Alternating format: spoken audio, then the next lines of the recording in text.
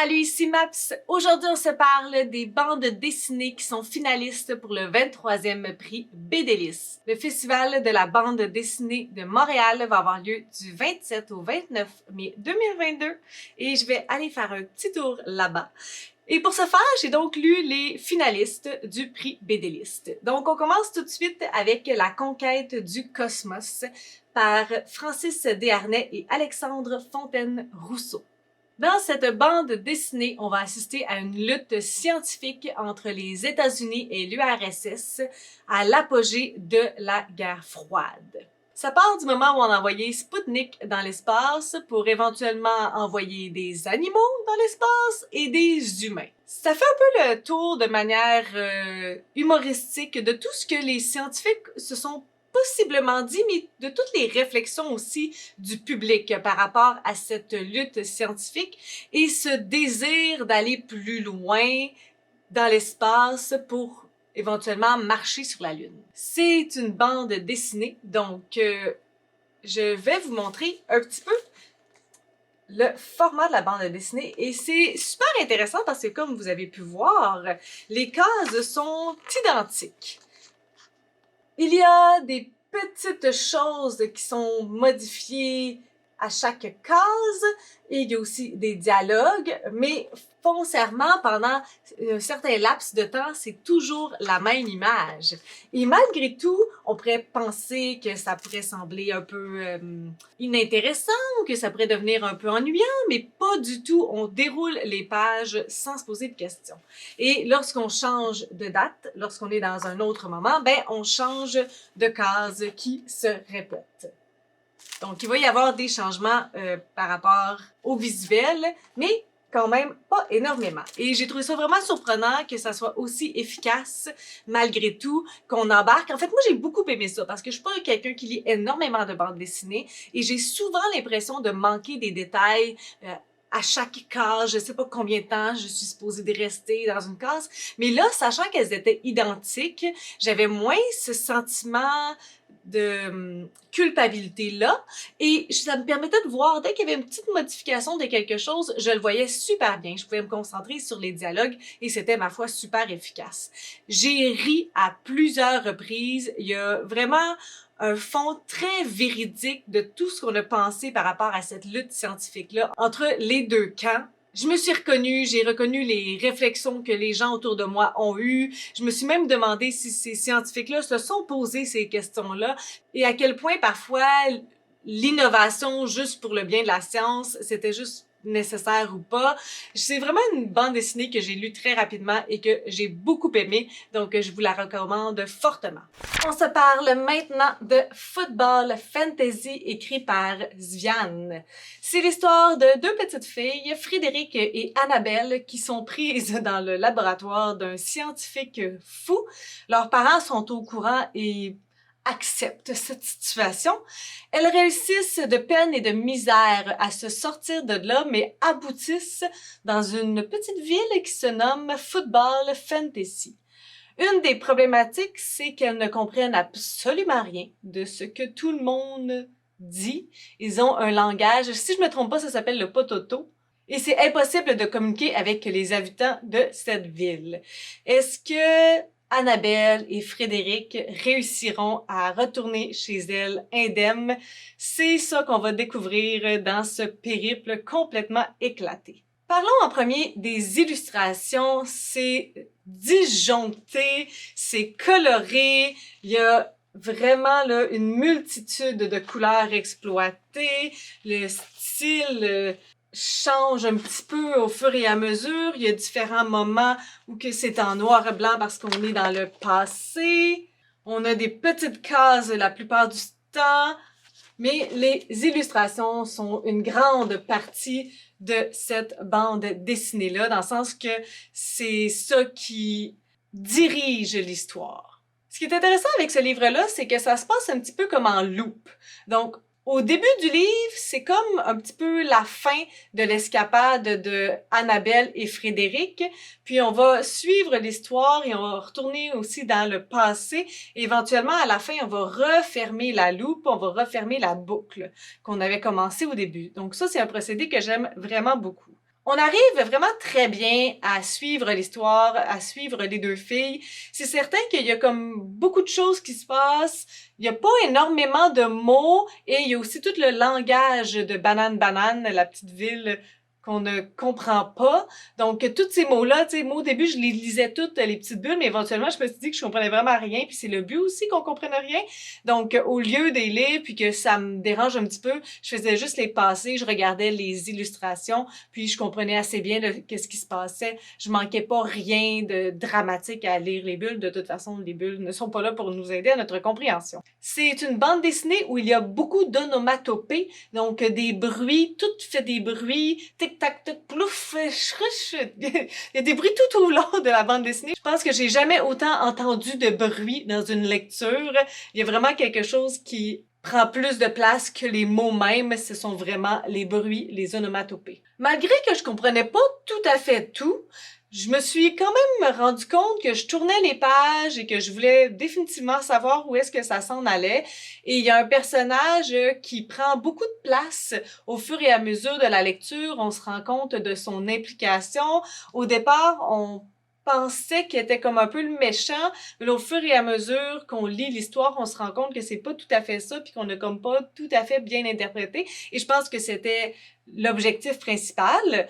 Mais c'est un personnage auquel je me suis attachée au fur et à mesure de la lecture et que j'ai trouvé l'histoire beaucoup plus touchante compte tenu de ça. C'est une histoire aussi qui aborde la politique, qui aborde la relation avec les médias, l'apport de la violence, comment la violence engendre la violence, comment on fait pour satisfaire tous les citoyens, tous les réseaux sociaux aussi, à quel point ça a un impact. Il y a quand même beaucoup de sujets qui sont abordés autour de ce livre-là qui est d'une forme complètement éclatée et qui pourrait peut-être sembler pas si sérieux que ça, mais au final, on aborde vraiment beaucoup de sujets qui sont très d'actualité.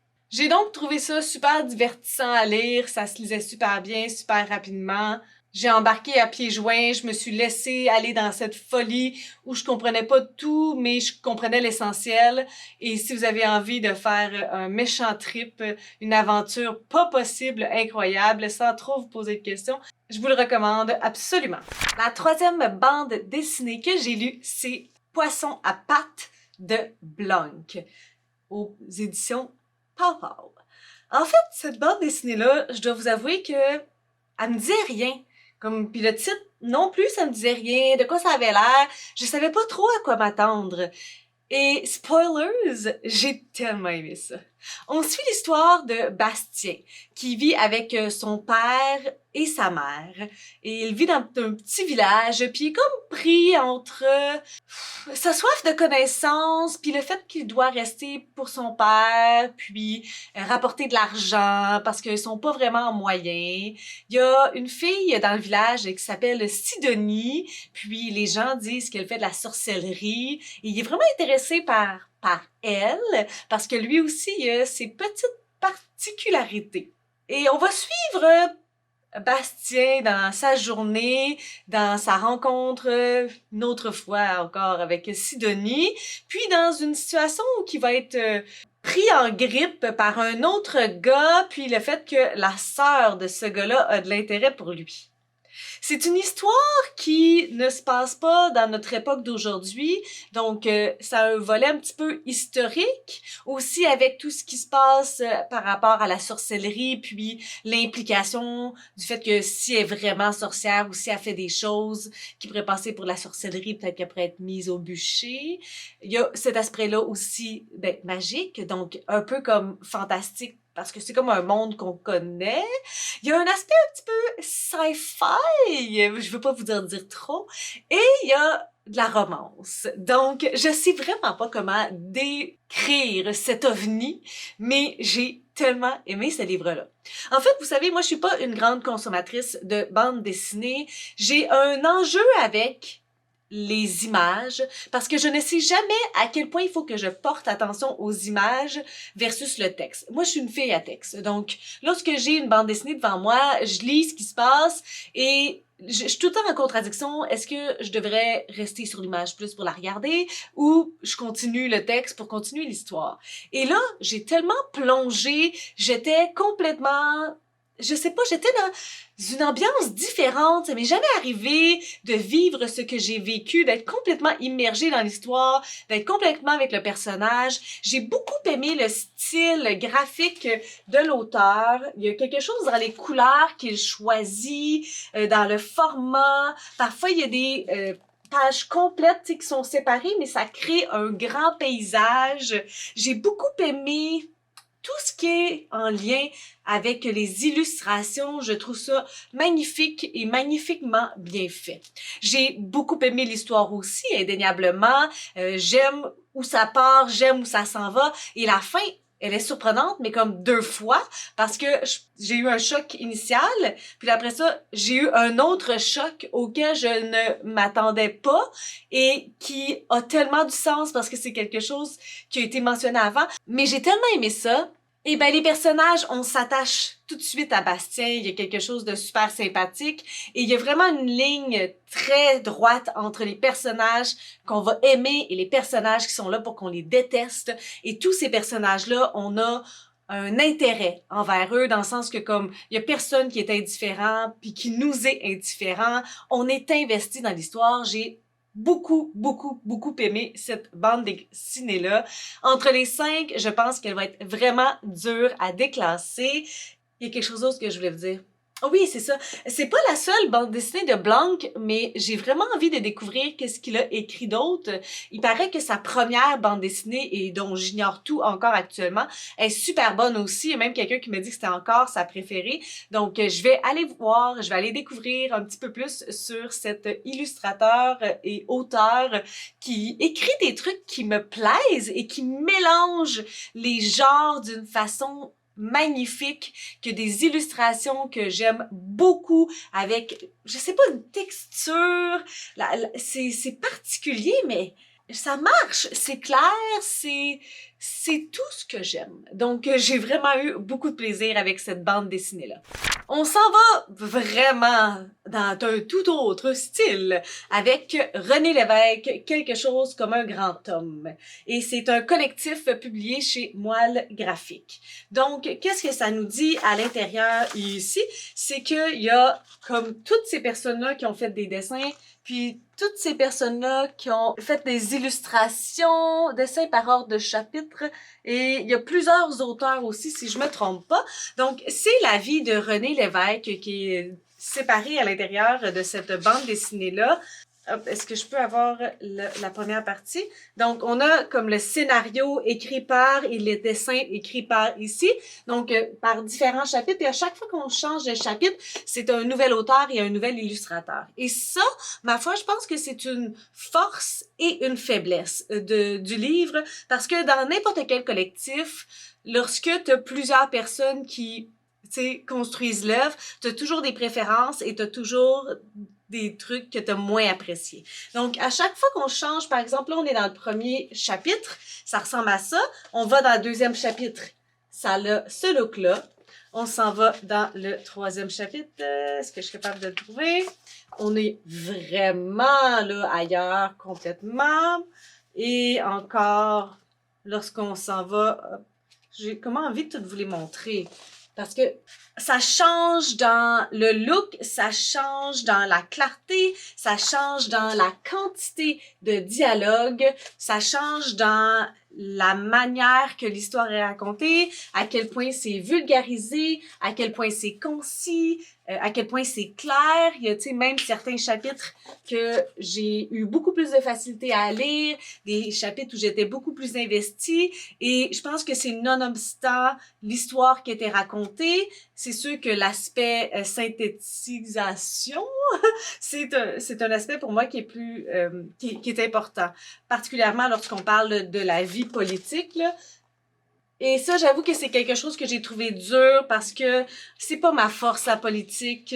J'aime les biographies, j'aime lire la vie de personnes, de personnages qui ont été super importants, mais parfois je me sens pas super intelligente lorsque je comprends pas. Et il y a eu plusieurs chapitres avec lesquels j'ai eu beaucoup de difficultés, ça fonctionnait pas. Donc, c'est sûr que c'est comme, pour certains, c'est une force. Pour certains autres chapitres, c'était plus une faiblesse. Donc pour moi, ça a été comme une montagne russe, cette bande dessinée-là. Elle est quand même assez, tu sais, elle a pas l'air tant volumineuse, mais il y a beaucoup d'informations à l'intérieur. Ce sont des grandes pages et il y a certains illustrateurs et scénaristes qui ont mis beaucoup d'informations. Donc parfois, tu sais, ça prend quand même plus de temps à lire. Il faut être plus reposé, alors que d'autres fois, j'aimais le style, je trouvais que c'était fluide, je trouvais que c'était épuré. Donc c'est pour ça que c'est difficile d'avoir une opinion tranchée, d'avoir une opinion unique parce qu'il y a vraiment eu des bons côtés et il y a aussi des côtés qui m'ont un petit peu moins plu. Il y avait 5 nominations pour le prix BD List. La 5e bande dessinée, c'est Le Petit Astronaute de Jean-Paul Hyde. Cette bande dessinée-là, si vous êtes un petit peu sur les réseaux sociaux, particulièrement sur Instagram, on l'a énormément vu passer. Elle a eu une réception de feu. Je sais qu'il y a certaines de mes collègues booktubers qui ont déjà fait une critique sur cette bande dessinée-là. Donc, je vais vous renvoyer vers mes collègues pour cette critique précise parce que malheureusement, même si je l'ai réservée la seconde où j'ai su les nominations, elle est tellement populaire qu'il y a vraiment une grande liste d'attente pour la lire. Donc là, on est à quelques jours que je voulais publier cette vidéo-là et les nombres ne diminuent pas. Donc je me dis, bon, il y a déjà des gens qui ont parlé de cette bande dessinée-là. Si vous en avez pas entendu parler, je vous renvoie vers des collègues que j'adore et moi, je réussirai peut-être à en parler une autre fois, mais pour le moment, je vais terminer cette vidéo-là de bande dessinée ainsi. Donc, est-ce que vous comptez aller au festival de la BD qui va être du 27 au 29 mai? Moi, je compte définitivement aller faire mon petit tour, donc on va peut-être se croiser là si vous y allez. C'est gratuit d'ailleurs, alors n'hésitez pas. Sur ce, si vous avez des suggestions, des critiques, des commentaires, n'hésitez pas à le faire en dessous de ma vidéo. Je publie des vidéos assez fréquemment dans une semaine. Si vous avez aimé cette vidéo, n'hésitez pas à mettre un petit pouce et à vous inscrire à ma chaîne. Sur ce, je vous souhaite de bonnes lectures!